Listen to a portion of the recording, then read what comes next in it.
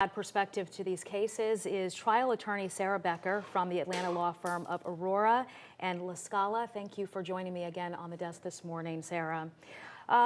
Speaking to members of the community and also seeing social media comments online, I'm hearing from a lot of men who are just kind of freaked out about past transgressions, appropriate workplace behavior now, and what they can or cannot do, how to read the signs and how to behave.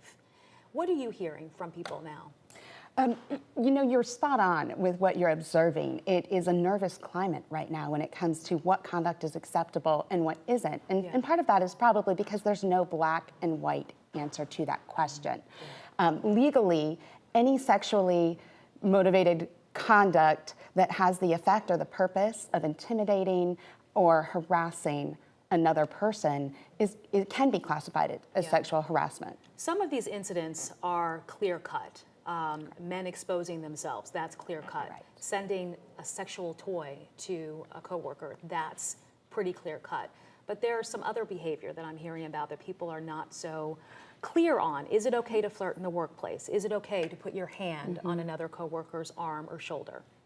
Right, and that's the question. When does the behavior cross that line from appropriate kind of natural social interaction to sexual harassment? And that's going to have to be analyzed on a case-by-case basis. It's factually specific. So if it's ongoing conduct, and if someone has made you aware that they don't want it to happen, that's going to be more likely to be considered sexual harassment. Does this come up in cases many times where because a woman has not said anything to the person being accused, that becomes an issue?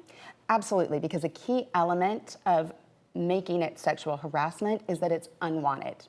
And the first step in proving that the conduct is unwanted is saying something to the person who is engaged in the conduct. All right, so Sara, I'm hearing from people online, but also Liza Lucas is hearing from some of our viewers online as well. So let's turn to her. Liza, what sort of questions are people wanting answered this morning? Well, you clarified one of them just now, and that is what exactly qualifies as harassment. But a lot of you have been chiming in. We've had tens of thousands of hits on this comment.